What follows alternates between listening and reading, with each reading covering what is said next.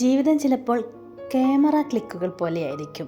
നമ്മൾ എത്ര പോസ്റ്റ് ചെയ്ത് കഴിഞ്ഞാലും നല്ല ഒരു ഫോട്ടോ പോലും നമുക്ക് കിട്ടാറില്ല. പക്ഷെ പെട്ടെന്ന് അൺഎക്സ്പെക്റ്റഡ് ആയിട്ട് ഒരു ക്ലിക്ക് എടുത്തു കഴിഞ്ഞാൽ ചിലപ്പോൾ അത് അടിപൊളിയായിരിക്കും. അതുപോലെ തന്നെയാണ് നമ്മുടെ ഓരോ ദിവസവും നമ്മൾ ചെയ്യണമെന്ന് വിചാരിക്കുന്ന പല കാര്യം നടക്കാറില്ല. പക്ഷെ അവിചാരിതമായിട്ട് ചെയ്യുന്ന ചില കാര്യങ്ങളോ അത് നല്ല സക്സസ് ആവുകയും ചെയ്യും. അപ്പോൾ ഇന്നൊരു ദിവസത്തെ കാഴ്ചകളാണ് നിങ്ങളുമായിട്ട് ഷെയർ ചെയ്യാനുള്ളത്. രാവിലെ തൊട്ട് ഉച്ചവരെ എന്നൊക്കെ പറയാം.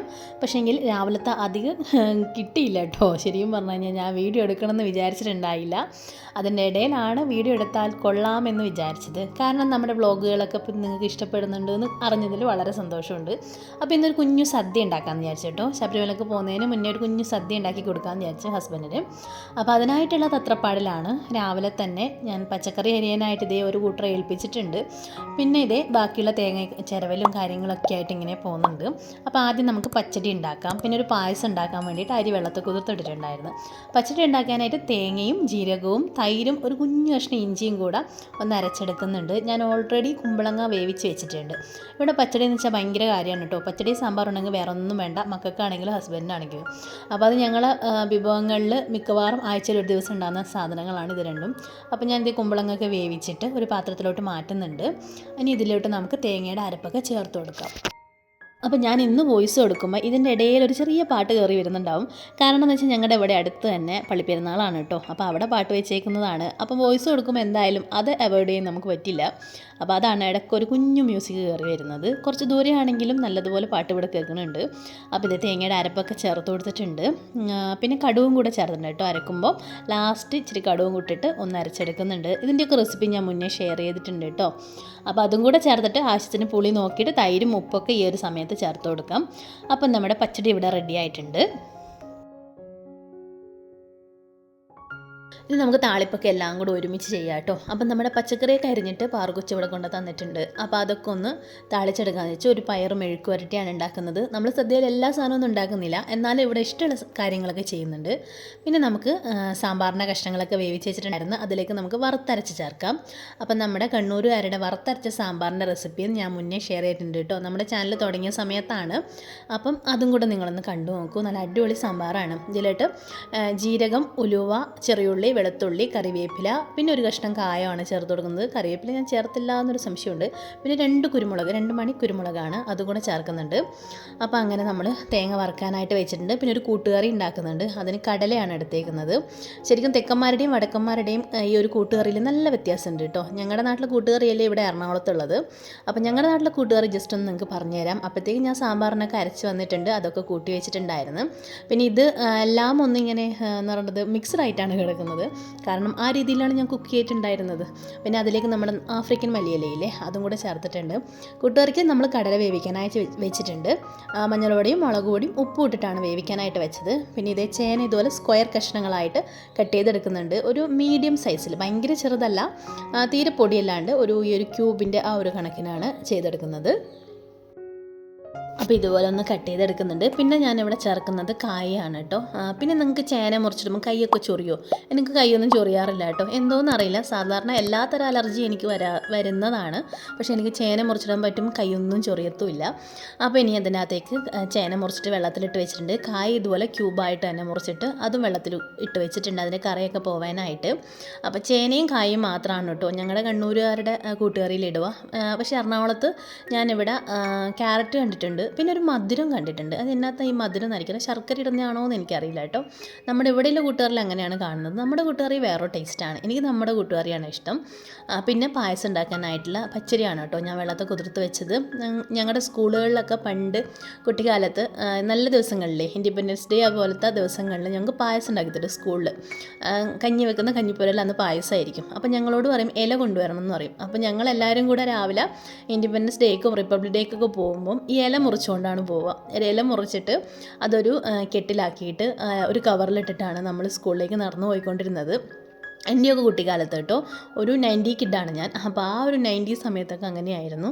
അതിൻ്റെ ഇടയിൽ ഇതേ മോള് വന്നിട്ട് കുറച്ച് സംശയങ്ങളൊക്കെ ചോദിക്കുന്നുണ്ട്. അവരുടെ പഠിത്തം ഇടയ്ക്ക് നടക്കുന്നുണ്ട്. അപ്പോൾ സൺഡേ ആണെങ്കിലും പഠിപ്പ് നമുക്ക് മുഖ്യമാണല്ലോ, അപ്പം പഠിപ്പും കൂടെ നടക്കുന്നുണ്ട്. പിന്നെ നമ്മുടെ കൂട്ടുകാരുടെ സാധനങ്ങളൊക്കെ വെന്ത് വന്നിട്ടുണ്ട്. അപ്പോൾ കടലയൊക്കെ കറക്റ്റ് വേവ് ആയിട്ടുണ്ട്. കടല വെന്തതിന് ശേഷം നമ്മളിതിലേക്ക് ചേനയും അതുപോലെ തന്നെ നമ്മുടെ എന്താ പറയണത് പച്ചക്കായും കൂടെ ചേർത്ത് കൊടുക്കുന്നുണ്ട്. സ്പീഡിൽ പറയുമ്പോൾ കുറേ തെറ്റുകുറ്റങ്ങൾ വരും, ക്ഷമിക്കണം കേട്ടോ. എൻ്റെ വായ എങ്ങനെ വരുന്നതാണോ ആ രീതിയിലാണ് ഞാൻ പറയുന്നത്. അപ്പോൾ ഇതിലേക്ക് ഇച്ചിരി മുളക് പൊടിയും മഞ്ഞളും പൊടിയും ഉപ്പും കൂടെ ചേർത്തിട്ടുണ്ട്. ഇനി അതിനോട് അരപ്പ് റെഡിയാക്കാം. അതിന് ജീരകവും തേങ്ങയും വേറെ ഒന്നും വേണ്ട, ഇച്ചിരി മഞ്ഞൾ പൊടിയും കൂടെ ചേർത്തിട്ട് ഒന്ന് ചതച്ചെടുക്കാം. എന്നിട്ട് നമുക്ക് ഈ ഒരു ചേനയും കായയും കൂടെ ഒറ്റ വിസിൽ ഒന്നുകൂടി വേവിച്ചിട്ട് എടുത്തിട്ടുണ്ട് കേട്ടോ. അതിന് ശേഷമാണ് അതിലേക്ക് നമ്മൾ ഈ അരപ്പ് ചേർത്ത് കൊടുക്കുന്നത്. ഇതിൻ്റെ കൂടെ ഇട്ട് വേവിച്ച് കഴിഞ്ഞാലേ കടല വേവുമ്പോൾ തന്നെ ഈ ചേനയും കായൊക്കെ പെട്ടെന്ന് അങ്ങ് വെന്ത് കുഴഞ്ഞു പോകും. പിന്നെ നമുക്ക് ആ കഷ്ണം കാണാതെ ആയിപ്പോവും. അപ്പോൾ അതും കൂടെ ചേർത്തിട്ട് നല്ലതുപോലെ ഒന്ന് യോജിപ്പിച്ചെടുക്കാം. ഈ ഒരു വിസിലിട്ടിട്ട് തന്നെ കായും ചേനയൊക്കെ ഒന്ന് വെന്ത് പോയിട്ടുണ്ടായിരുന്നു. നമ്മൾ ഈ കൂട്ടുകാർക്ക് ഒരു മുറി തേങ്ങയാണ് കേട്ടോ എടുത്തേക്കുന്നത്. ആ ഒരു മുറി തേങ്ങ കൊണ്ട് പകുതി എടുത്തിട്ട് ഞാൻ ഇതുപോലെ ഒന്ന് ചതച്ച് ചേർത്തിട്ടുണ്ട്. കുറച്ച് കറിവേപ്പില ഇട്ടിട്ടുണ്ട്. ഇനി പകുതി ഭാഗം ഉണ്ടല്ലോ, അത് നമ്മളിങ്ങനെ സാമ്പാറിനൊക്കെ വറുക്കില്ലേ, ആ ഒരു രീതിയിൽ നമുക്ക് വറുത്ത് ചേർക്കാം. അപ്പം ഞാനിവിടെ ഒരു പാൻ വെച്ചിട്ട് അതിലേക്ക് കുറച്ച് തേങ്ങ ഇതുപോലെ മുപ്പിക്കാനായിട്ട് ഇട്ടിട്ടുണ്ട്. നമ്മളൊന്ന് പറഞ്ഞത് ഒരു ബ്രൗൺ കളർ ആവുന്ന വരെ ഒന്ന് വറുത്തെടുക്കണം. ഈ ഒരു രീതിയിൽ എനിക്ക് ഹെൽപ്പറായിട്ട് ഇഷാനും കൂടെ വന്നിട്ടുണ്ട്. അപ്പോൾ ഇന്ന് എന്തൊക്കെയാണ് വിഭവങ്ങൾ എന്ന് അന്വേഷിക്കാനാണ് അടുക്കളയിൽ എത്തിക്കുന്നത്. രണ്ടുപേരും കൂടെ നല്ല മണമൊക്കെ വരുന്നുണ്ടല്ലോ അമ്മ, ഇന്ന് എന്താണ് സ്പെഷ്യൽ എന്നൊക്കെ അന്വേഷിച്ച് വന്നതാണ്. പിന്നെ ഞാനൊരു പായസം ഉണ്ടാക്കുന്നത് പറഞ്ഞല്ലോ, അപ്പോൾ അതിന് വേണ്ട ശർക്കര അപ്പുറം അടുപ്പിൽ വെച്ചിട്ടുണ്ട്. അപ്പോൾ നമ്മൾ കടുക് താളിച്ചെടുക്കാം. കടുകും വറ്റൽമുളകും പിന്നെ കറിവേപ്പിലയും കൂടെ ചേർത്തിട്ടുണ്ട്. പിന്നെ ഇതിൻ്റെ അകത്ത് നമ്മുടെ കൂട്ടുകാരിൽ മെയിൻ ആയിട്ടുള്ള ഇൻഗ്രീഡിയൻ്റ് ആണ് കുരുമുളക് ചതച്ചത് അല്ലെങ്കിൽ കുരുമുളക് പൊടിച്ചത്. ഇതൊന്ന് ജസ്റ്റ് ക്രഷ് ചെയ്ത് ഞാൻ ഇവിടെ വെച്ചതാണ് കേട്ടോ. ഞങ്ങളുടെ നാട്ടിൽ നിന്ന് കൊണ്ടുവന്നായിരുന്നു, നല്ല എരിവില്ല മലബാർ കുരുമുളകാണ്. അപ്പോൾ അതും കൂടെ ചേർത്ത് കൊടുത്തിട്ടുണ്ട്. അപ്പം നമ്മൾ ഒരു അരപ്പും ഇതൊക്കെ മിക്സ് ചെയ്ത് എല്ലാം കൂടി ഇതിലോട്ട് ചേർത്ത് കൊടുക്കുന്നത്. നമ്മൾ വറുത്തതും അതിൽ തന്നെയാണ് കേട്ടോ കൊട്ടിയേക്കുന്നത്. അപ്പോൾ അതും കൂടെ മിക്സ് ചെയ്ത് എല്ലാം കൂടെ ഒന്ന് യോജിപ്പിച്ചെടുക്കുന്നുണ്ട്. അപ്പോൾ ഇതിനൊരു നല്ല ബ്രൗൺ കളറായി വരും. ഈ ഒരു രീതിയിൽ ശരിക്കും കൂട്ടുകറിക്കില്ലേ നല്ല വെളിച്ചെണ്ണ ഇങ്ങനെ പൊതിഞ്ഞ് നിൽക്കണം, വെളിച്ചെണ്ണ ഇങ്ങനെ കാണണം നമ്മൾ കൂട്ടുകറിയിൽ. അതാണ് കൂട്ടുകറിയുടെ ഒരു ടേസ്റ്റ് എന്ന് പറയുന്നത്. പക്ഷേ ഞാൻ അത്രയും വെളിച്ചെണ്ണ എടുത്തില്ല. ഇവിടെ ഹസ്ബൻഡ് അമ്മ ഉണ്ടാക്കുമ്പോൾ നല്ല വെളിച്ചെണ്ണയിൽ നല്ല ടേസ്റ്റ് ആയിരിക്കും. സൂപ്പറായിട്ട് അമ്മ നമ്മുടെ ഈ കൂട്ടുകറി ഉണ്ടാക്കും. അമ്മമാരുണ്ടാക്കുന്നത് പോലെ ആവില്ലല്ലോ എന്തായാലും, ഞാൻ കഴിഞ്ഞ വീഡിയോയിൽ പറഞ്ഞിട്ടുണ്ടായിരുന്നു. അപ്പം അതിവിടെ റെഡി ആയിട്ടുണ്ട്. ഇനി നമുക്ക് സാമ്പാറിലൊന്ന് താളിച്ചെടുക്കണം. അപ്പോൾ സാമ്പാർ ഏകദേശം എല്ലാം റെഡിയായി സെറ്റായി വെച്ചിട്ടുണ്ടായിരുന്നു. അതിലേക്ക് കടുവും വറ്റൽമുളകും കറിവേപ്പിലയും പിന്നെ കുറച്ച് ഉലുവയും പിന്നെ നമ്മുടെ സാമ്പാർ പൊടിയില്ലേ അതും കൂടെ ചേർത്തിട്ടൊന്ന് മൂപ്പിച്ചിട്ട് ഒഴിച്ചിട്ടുണ്ട്. അപ്പം നമ്മൾ സാമ്പാർ അവിടെ സെറ്റാണ്. അപ്പം നമ്മളിത് ഉണ്ടാക്കാൻ ഇറങ്ങിക്കഴിഞ്ഞാലില്ലേ ഒരു വെപ്രാളാണെങ്കിലും ഉണ്ടാക്കി കഴിഞ്ഞാൽ അത് കഴിക്കുമ്പോൾ ഒരു സംതൃപ്തി ഇല്ലേ, അടിപൊളിയാണ്. അപ്പം നമ്മുടെ പച്ചടിയും കൂടി ആയിട്ടുണ്ട്, അതും സെറ്റ്. അപ്പോൾ അതേ 3 സാധനങ്ങൾ ഇവിടെ റെഡി ആയിട്ടുണ്ട്. എല്ലാ വിഭവങ്ങളും ഇല്ലെങ്കിലും ഇല്ലത് കൊണ്ട് ഓണം പോലെ എന്ന് പറയാം. അപ്പോൾ കുഞ്ഞു സദ്യ എന്ന് പറയും. നമുക്ക് ഇഷ്ടമുള്ള കാര്യങ്ങളും മക്കൾക്ക് ഇഷ്ടമുള്ള കാര്യങ്ങളൊക്കെ ഉണ്ടാക്കിയിട്ടുണ്ട്. അപ്പം നമ്മുടെ പായസത്തിന് വേണ്ട അരിയൊക്കെ വെന്ത് വന്നിട്ടുണ്ട്. അരി നല്ലതുപോലെ വെന്ത് പോയോ എന്ന് എനിക്കൊരു സംശയമുണ്ട്. പിന്നെ ഇച്ചിരി കൂടിപ്പോയി തോന്നുന്നു. അത്രയും ഞാൻ ശർക്കരയും പാലൊന്നും കരുതിയിട്ടുണ്ടായില്ല. അപ്പോൾ അതും കൂടെ ഒന്ന് മിക്സ് ചെയ്തെടുക്കുന്നുണ്ട്. ഇത് ശരിക്കും പറഞ്ഞാൽ ഞാൻ അമ്പലത്തിൽ കിട്ടുന്ന പായസമില്ലേ അതുകൂട്ടായിരുന്നു. പായസം അത്ര സക്സസ് ആയില്ല, കാരണം ഇതിൽ തേങ്ങാപ്പാലാണ് കേട്ടോ വേണ്ടത്. എനിക്ക് തേങ്ങ കുറവായതുകൊണ്ട് ഞാനിവിടെ പശുവും പാലിലാണ് ഉണ്ടാക്കുന്നത്. ചെറിയൊരു ടൈപ്പ്. അപ്പോൾ പശുവും പാൽ ഞാൻ ഒരു പാക്കറ്റൊക്കെ പൊട്ടിച്ചൊഴിച്ചിട്ടും അത്ര അങ്ങോട്ട് ശരിയായില്ല. വീണ്ടും ഒരു പാക്കറ്റും കൂടെ ഞാൻ കഴിക്കാൻ നേരത്ത് തിളപ്പിച്ചൊഴിച്ചിട്ടാണ് കുറച്ചെങ്കിലും ഒന്ന് കുറുകിയത് മാറിയത്. എന്തായാലും ടേസ്റ്റ് ഉണ്ടായിരുന്നു കേട്ടോ. ശരിക്കും നമ്മൾ പശുവും പാലിൽ ഉണ്ടാക്കുന്ന ഒരു ടേസ്റ്റ് വേറെയും നമ്മുടെ തേങ്ങാപ്പാലിൽ ഉണ്ടാക്കുന്ന ടേസ്റ്റ് വേറെയാണല്ലോ. അപ്പോൾ ഞാൻ കുറച്ച് നമ്മുടെ ഏലക്ക കൂടെ പൊടിച്ചിട്ടിട്ടുണ്ട്. പിന്നെ തേങ്ങാക്കൊത്തു കൂടെ വറുത്തെടുത്താൽ സൂപ്പറായിരിക്കും. അപ്പം നമ്മുടെ സദ്യയുടെ സാധനങ്ങളൊക്കെ റെഡി ആയിട്ടുണ്ട്. പക്ഷേ ഒരു അബദ്ധം പറ്റി, ഞങ്ങളുടെ സദ്യയിൽ പപ്പടം ഇല്ല. പപ്പടം ഇവിടെ ഉണ്ടെന്ന് വിചാരിച്ചിട്ടാണ് ഞാൻ ഇരുന്നുകൊണ്ടിരുന്നത്. അപ്പം നമ്മൾ കഴിക്കാൻ നേരത്തെ പപ്പടം വാട്ടാൻ നോക്കുമ്പോഴാണ് പപ്പടം ഇല്ല എന്നുള്ള കാര്യം അറിഞ്ഞത്. നേരത്തെ പറയുകയാണെങ്കിൽ ഹസ്ബൻഡ് വരുമ്പോൾ കൊണ്ടുവരായിരുന്നു കേട്ടോ. നമുക്കിവിടെ അവിടെ അടുത്ത് കടയില്ലാത്തത് കൊണ്ട് കുറച്ച് ദൂരെ പോകണം. അതുകൊണ്ട് പപ്പടം ഇല്ലാത്ത സദ്യ എങ്ങനെ കഴിക്കും എന്ന് പറഞ്ഞിട്ട് ഇവിടെ വ്യാപകമായ പരാതിയാണ്. മെയിനായിട്ട് മോനാണ് പരാതി. പപ്പടം ഇല്ലാതെ എങ്ങനെ സദ്യ കഴിക്കും അമ്മ എന്നുള്ള ചോദ്യമാണ്.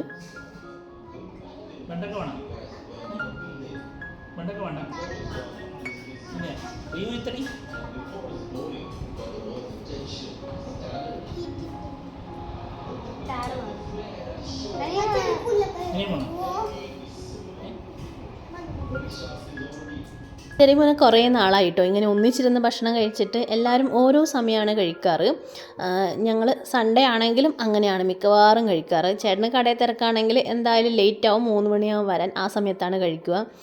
പിന്നെ എനിക്ക് വിശക്കുമ്പോൾ നേരത്തെ കഴിക്കും കേട്ടോ. മാതൃകാ ഭാര്യയൊന്നുമല്ല, നമ്മുടെ വയററിഞ്ഞിട്ട് ഭക്ഷണം കഴിക്കുക, അതാണ് എൻ്റെ ഇത് കേട്ടോ. നമ്മൾ കാത്തു കുത്തിരുന്ന് കഴിഞ്ഞാൽ നമ്മുടെ വിശപ്പ് അങ്ങ് കെട്ടുപോകും. വിശക്കുമ്പം കഴിക്കുക, അതാണ് നമ്മുടെ വീട്ടിലെ പോളിസി. ആ ഒരു പോളിസി അങ്ങ് പിന്തുടരുന്നതേ ഉള്ളൂ.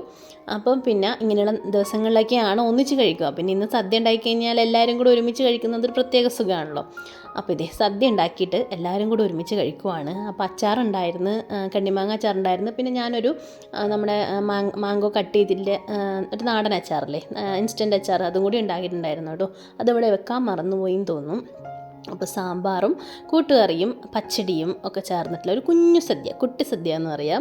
ഈ ഒരു സാധനങ്ങൾ ഉണ്ടെങ്കിൽ തന്നെ വേറൊന്നും വേണ്ട കേട്ടോ. ഇതിൽ കൂടുതൽ സാധനങ്ങളൊന്നും വേണ്ട, ഇത് തന്നെ മതി. പിന്നെ പപ്പടത്തിനൊരു കുറവ്, അത് കുറവ് തന്നെയാണ്.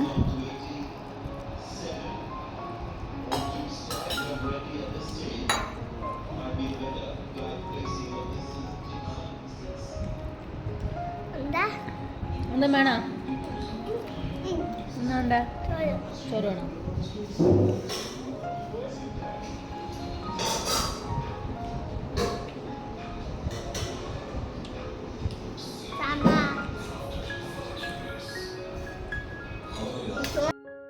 നമ്മൾ നോൺ വെജ് എന്തുണ്ടാക്കി കഴിക്കുന്നതിനേക്കാളും ടേസ്റ്റോടു കൂടി പച്ചക്കറി സദ്യ കഴിക്കുന്നതല്ലേ ഒരു ഇഷ്ടത്തോടു കൂടി കഴിക്കാൻ നമ്മളെ വയറും നിറയുന്നത് അങ്ങനെയാണല്ലോ.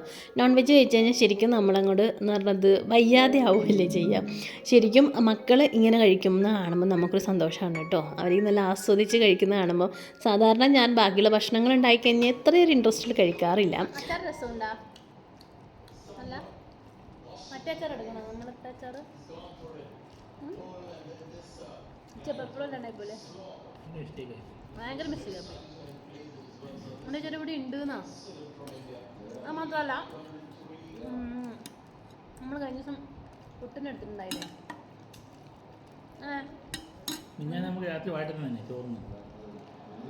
പിന്നെ നമ്മുടെ പിങ്കിമോള് കൂടെ വന്നിട്ടുണ്ട്. അവൾക്ക് ഇച്ചിരി പായസം കൊടുത്തിട്ടുണ്ടായിരുന്നു. ചോറ് ഞാൻ പുറത്ത് കൊടുത്ത്, അവൾക്ക് മീനില്ലാത്തതുകൊണ്ട് ഇച്ചിരി ബുദ്ധിമുട്ടായിരുന്നു കഴിക്കാൻ.